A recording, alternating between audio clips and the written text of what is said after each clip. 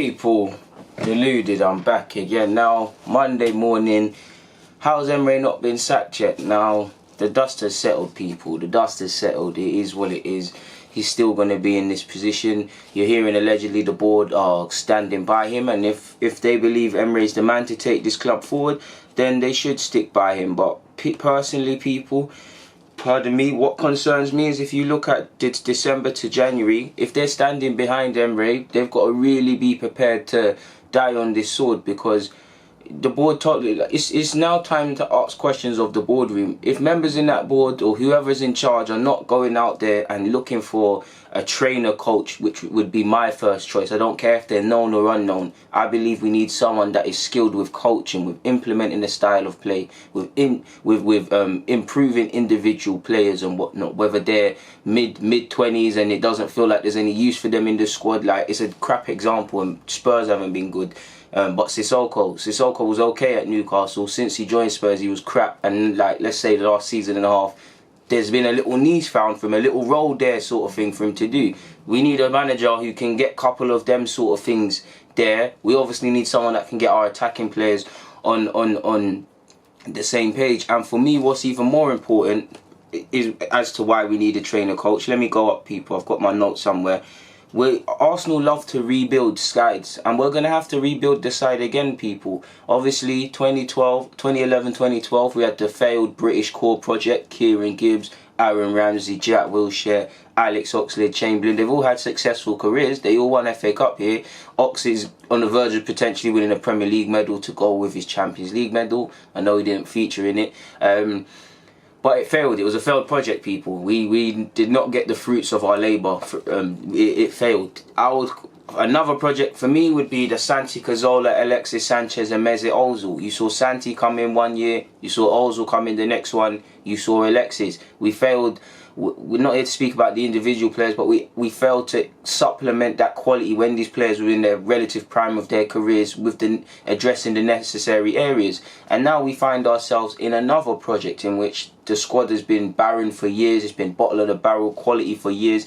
And now we need a rebuild. We've got a good squad. And that's for me why we need a trainer coach more than ever, because we've got I wouldn't say it's the best squad. I do think there's some additions to come in and go out, but we definitely have more potential than what we're showing. We definitely have on ability, we have enough to put in more of a fight for the top four. Togetherness, tactics and all of these things is where we're becoming unstuck.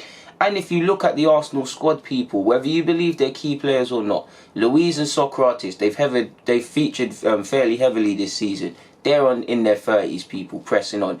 Aubameyang, on top of contract situation, he's touching 30s. Whether Ozil's in the team or not, Ozil's touching 30, and Ceballos to a degree is irrelevant from what I'm about to say, but Ceballos and Ozil, there might not be a creative midfielder of any sorts here. So we face the prospect of a rebuild in the near to distant future, people. The next 3 to 4 years are crucial, persisting with the Martinellis, with the Sakas, with all of these young players around the side. We're going to have to very shortly, if he doesn't sign a new contract, or regardless, replace Aubameyang and Lacazette. Look to remove Mesut Ozil and Ceballos and get the creative field in there. On top of the many lack of defensive structure and all of these things, we've got to rebuild. We've got to replace aging players. We've got young early teens to let's say early teens to early 20s in terms of the squad. We've got young players that need to be coached and build a system, people. And I don't think Emery is the man to do it. And if the club are gonna stand by Emery, then they've got to be prepared to ask the questions, because it's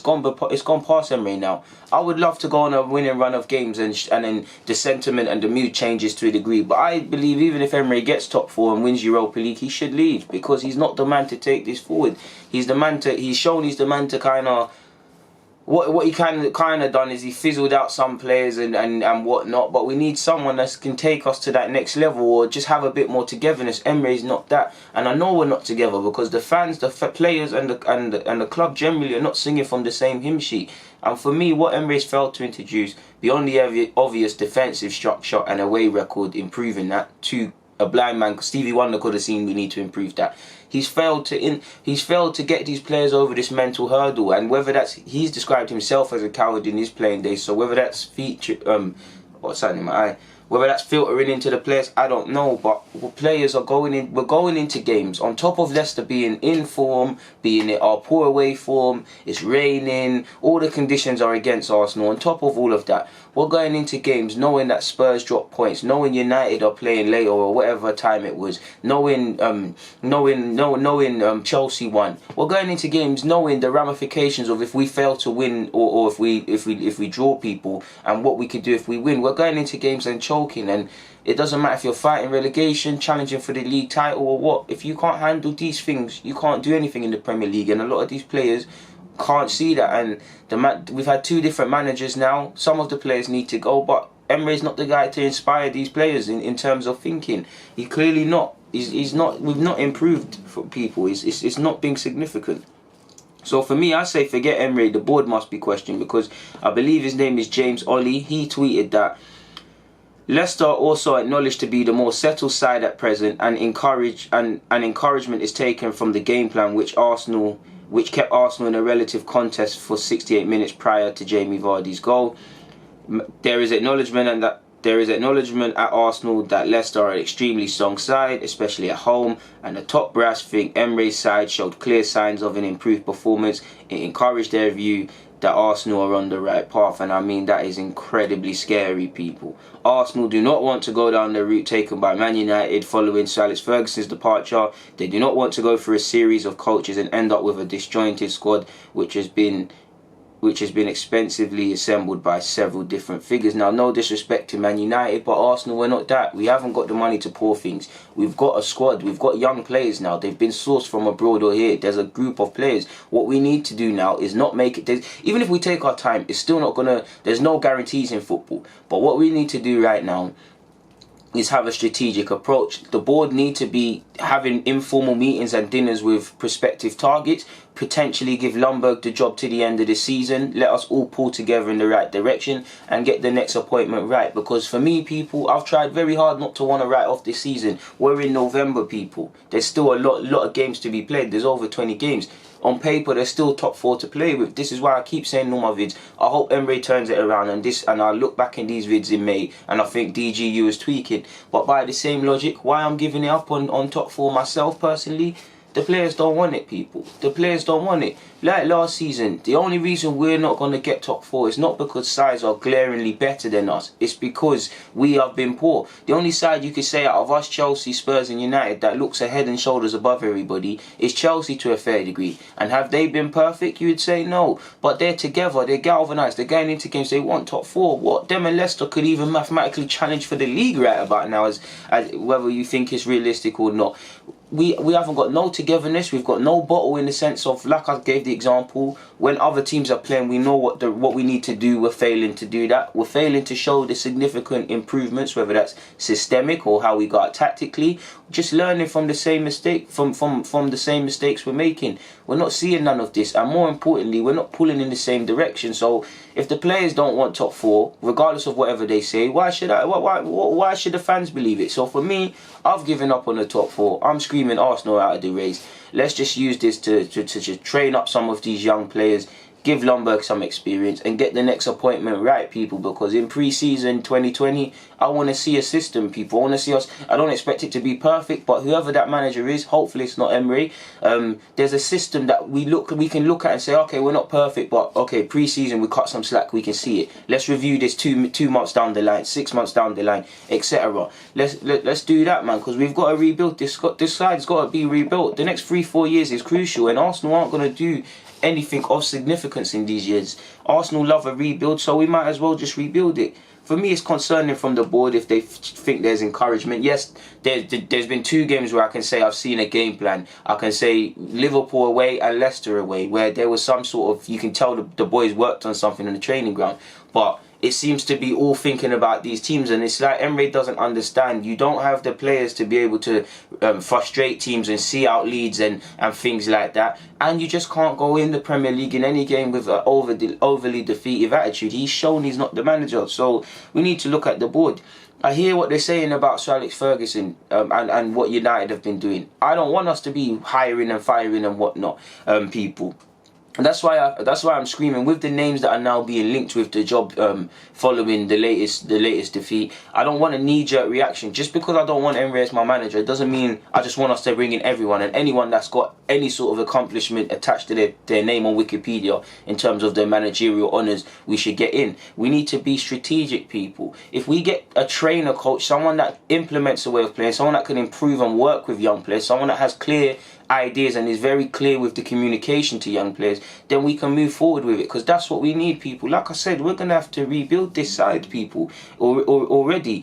I hear what they're saying about Sir Alex Ferguson, but again, and you lot know me, I love Arsene Wenger. He's the only Arsenal manager with Emery that I've seen in my lifetime, people. But at the same time, by that same logic, persisting with a manager who's clearly not able to do it anymore is an issue of Arsenal, and I could flip that on its head. Emery, apparently there's a break clause contract. Maybe we're waiting to the end of the season in the hope that there's a turnaround in performance by the boys, and that we can, if we get top four, what I'd like to happen, he gets top four, he wins Europa League, or gets to the final, and then he leaves, and we let someone who's more of a trainer coach come in. Would he be sacked if he got top four in that? Then probably not, considering some people, just for getting to the Europa League final, you hear some members of that boardroom wanted to give him a new deal. I mean, considering the run of form we've been in, the last 5 games in all competitions, the last way where we've been in the Premier League, just because of being in the game against Leicester for 60 odd minutes, if that gives you encouragement, Emery is the way to move forward with, then it is what it is. I mean, you look at Palace, fair enough, we was away, but Palace gave Leicester more of a scare. Leicester have had to work harder this season to get 3 points, and considering they're playing Arsenal, that's a mockery. Leicester did not have to be at 60%. I'll be surprised if their man did get the day off, really, because they don't even need the day off. They could probably do doggy runs and suicide runs and all them things in training today. Because what did Vardy have to do really to get his goal and assist? Yeah, they never did do nothing. And it's on Emery. And I'm looking at the board now, man. I've gone past looking at Emery. We know he hasn't got the credentials for this role, people. But it is what it is in that regards, man. Moving forward, apparently David Ornstein on The Athletic, which I was reading, he said, The Athletic has learned the decision to remove the armband from Granit Xhaka and then to hand it to Pierre-Emerick Aubameyang has divided opinion inside the North London club. Some of the players and staff have lost respect for Xhaka. Some feel he was thrown under a bus. However, it is understood he had a heated exchange with a teammate. Now, quite rightly so, he should have a heated exchange, because like I said, people, away from Xhaka versus the fans, if I'm the players or the manager, I'm livid with Xhaka. I'd have sympathy for him, because at the end of the day, it's not nice, innit, people? It's not nice to get rubbed out like that. But at the end of the day, the players never did that to you. The players, your fellow colleagues that you're training with, that are on the receiving end of scrutiny and saying Arsenal's soft and all of these comments, they're fighting with you and trying to get back in the game. Fair enough, you've been subbed and the fans have done something to you, but the players ain't. The players are fighting with you to achieve the accomplishments. So jog off the pitch for them, say sorry for them, give the armband to Aubameyang properly. But he's throwing about things at Aubameyang. I'd be surprised if certain players didn't want to fight Xhaka and give it to Xhaka. I'm not saying Xhaka is completely wrong in his reactions and whatnot, people, and we all know everybody's had their things to say, but something like this would divide us, and it kind of comes down to Emery having to show a backbone. What side is Emery on? Is he with Xhaka or is he without Xhaka? 1 minute Xhaka might play again, the other is playing coy on keeping the door open. You're hearing Xhaka is actually dismayed with Emery's decision to not only delay the captaincy, but what he said in the public. So is anybody arguably on Emery's side? Apparently, going on, Ornstein said, Aubameyang is said to have irritated some people by developing a relationship with AFTV, the YouTube channel that calls itself the unofficial voice of Arsenal fans around the world. Many at the club believe the growth of AFTV, known formerly as Arsenal Fan TV, has contributed to an upsurge in negativity towards the team and specific players from sections of the support. We all know, let's cut the crap, big up Robbie, big up AFTV, big up people I talk with, but we do know there are some individuals that sadly abuse what is a good platform, and a good platform for fans to get their voice out, to play agendas, to kind of get 5 minutes of fame, to just act like a wally, people. I see it live with my eyes, really and truly. I see it all the time. And what's actually worse than some of the clowns acting up on the show at times is the people around it. You got hella teenage virgins, you can tell, have had their first little beer, pushing, just carrying on, just acting dumb, people. And obviously, Me personally, I like Aubameyang's relationship with Troops. I mean, this is clearly relation to Troops, and big up Troops, my guy. I like it because for fans, fair enough.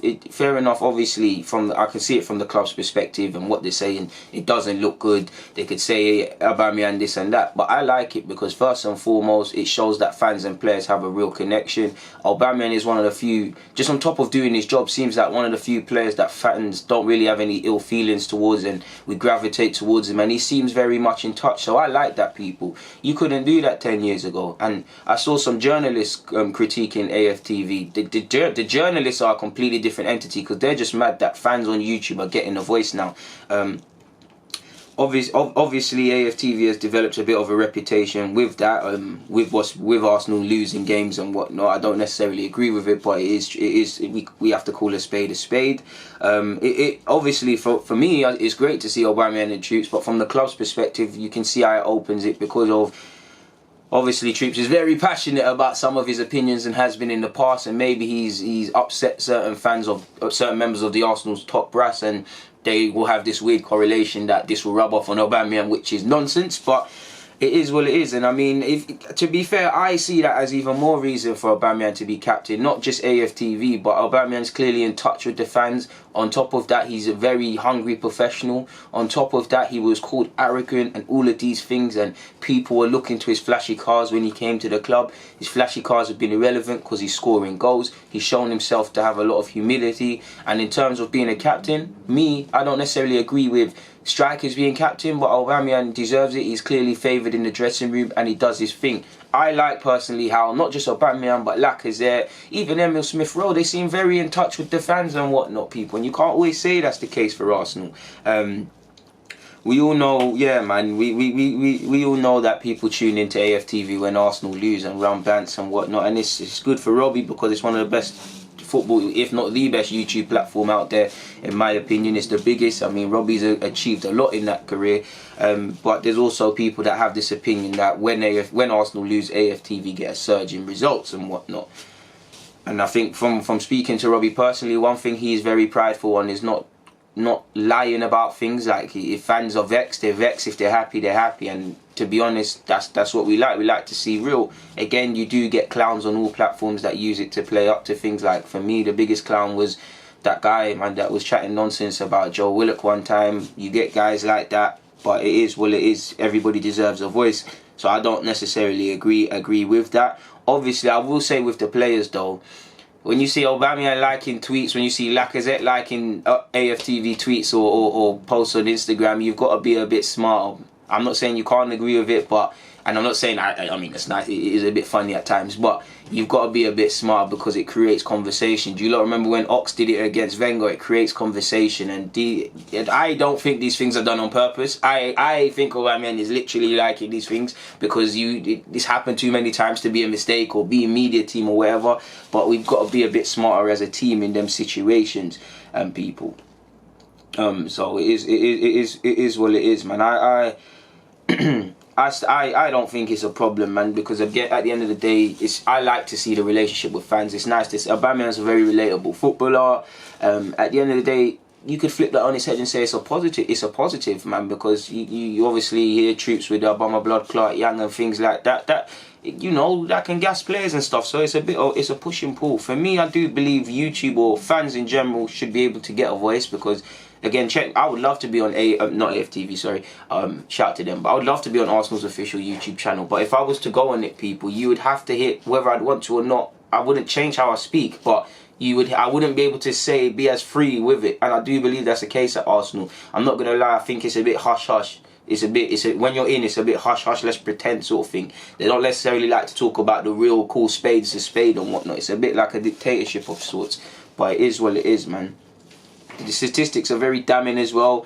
Arsenal dropped as many points this season, which is 19, as Liverpool have dropped since the start of last. Now, we're a long way away from Liverpool, but that just shows you what a manager with a clear way of thinking, what players that buy into a manager, what a manager that can develop his side year in, year out can do, people. When Klopp was at Liverpool, 2 months into the role, you said, alright, cool, I see what he's doing, but he needs to do this. 6 months to a year, he fully got it. And then he realised, okay, we're a good side, but game management. We need to stop going forward, and we need to, obviously, let's keep a lot of that, but we need to be as great defensively as we are offensively. And then you've seen a year from now that's developed. With Emery, at the 2, 4, 6, 12-month period, you cannot see any significant improvements or shaping up.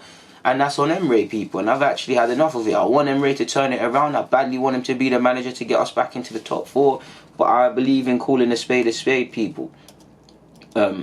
Aubameyang in his last, speaking of the devil, people, Aubameyang in his last 3 games has had 3 shots in his last Premier League, in his last 3 Premier League away games, people, Aubameyang's had 3 shots. So what does that tell you? There's not one offence, and obviously Aubameyang has to take some responsibility, but it tells you that our struggles away from home offensively and just our troubles offensively. When Aubameyang scores, these stats don't come out, but I genuinely believe there's not one offensive player at Arsenal under Emery thriving.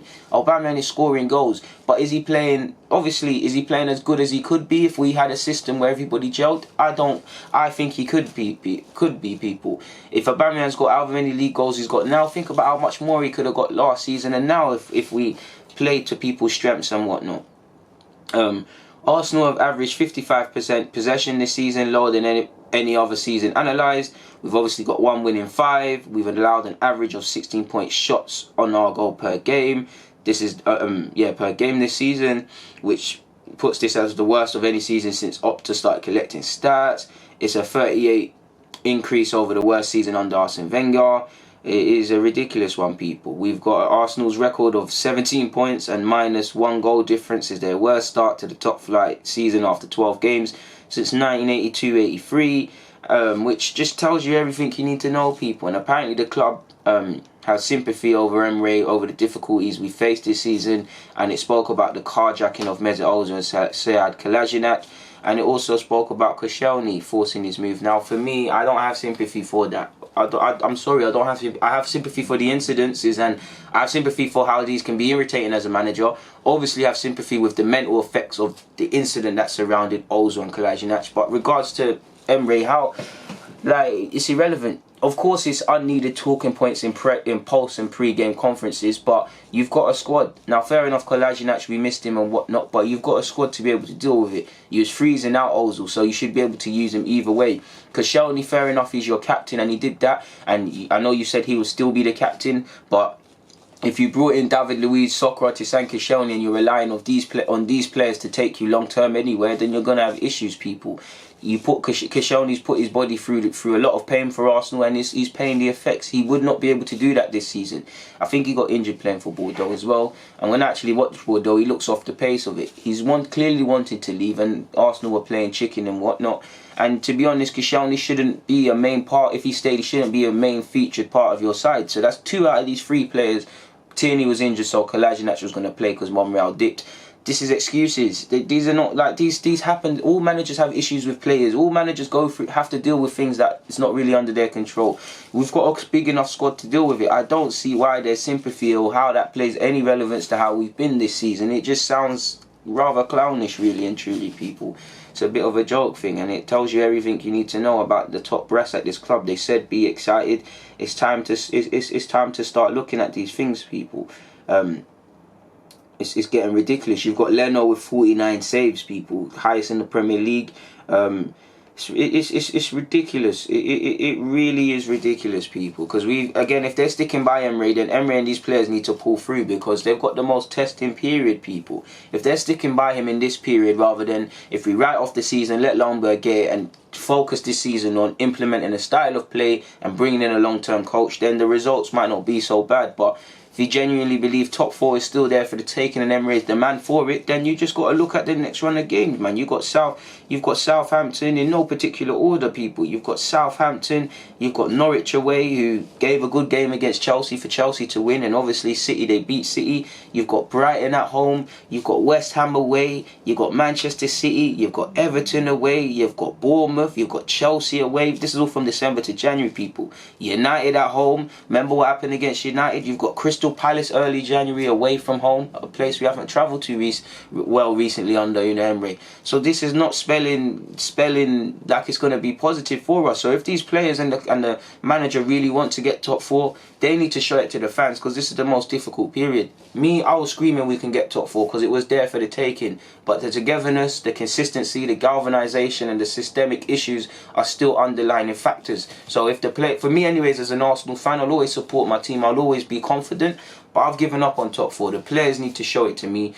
Even if they put a run of form together, they need to give the fans something to be behind. Because for me now, it's similar to last season in that I believe you should get Champions League via the league, but we have not got that consistency. So it's the Europa League. All eggs for me are firmly in that basket already in November. Like I said, people, I hope we go on a winning run and my sentiment changes. But I'm done with the season now. Like I've written it off. Like I've accepted Arsenal 5th, 6th. Let's just get these young players some experience, get a clear way of thinking and things like that and playing, because it's not going to get better under Emery. I hope it does. I hope this video becomes a meme one day, people, and I think, oh, DG, you was tweaking, man. Emery's the guy. But it's not looking rosy, people. I believe calling it how I see it.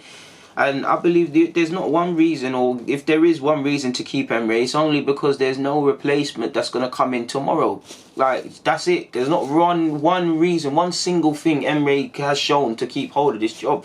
He's not the manager for this club, and it's actually beginning to pain me every moment of seeing him in the Arsenal thing, hearing his excuses. I mean, the guy is not of the Arsenal pedigree. He's not got any minerals, people. He's not strong enough in his principles to manage a top 6 club. It's become evidently clear. I've tried to give him the benefit of the doubt, but time and time again he's flattered to deceive, or he hasn't even really flattered. There's a reason he struggled to win away, a season he struggled to win away from home with Seville, and we're seeing it now, people. It's jarring, man. Like it really is jarring. I mean, apparently he was close to joining Sociedad before he came to Arsenal. I mean, should have let him go to Sociedad, but hopefully Emery can turn it around. I'll still support the boys in the gaffer as long as they're in this role, but my belief in Emery has gone, and my belief in regards to the top 4 is gone. So for me, focus on Europa League, focus on blooding through some young players, begin the search for a manager long term to bring in some coaching, and that's it really and truly, because top 4 is a myth unless we win Europa, which is betting on a star, because we don't know which sides are going to drop down. United are in it as well. I still expect us to at least minimum semi-finals to the final, regardless of what I've just said. But yeah, we're probably more of a cup side than we are. Well, we are more of a cup side than we are a side that can show consistency over 38 games. But even then, can you 100% say Arsenal are going to get the job done? I don't believe you can say that of a side that got themselves handed to them 4-1 in a final, people. It is what it is. But on that note, it is what it is, people, man. Let's just focus on another rebuild, because we're going to have to rebuild this side again. Aubameyang, Lacazette, why would they sign new deals? Ozil, again, whether you believe in his form or not, he's a creative player. He's going to be gone in 2021. We've got Luis, Socrates, all of these players that are on the wrong side of 30.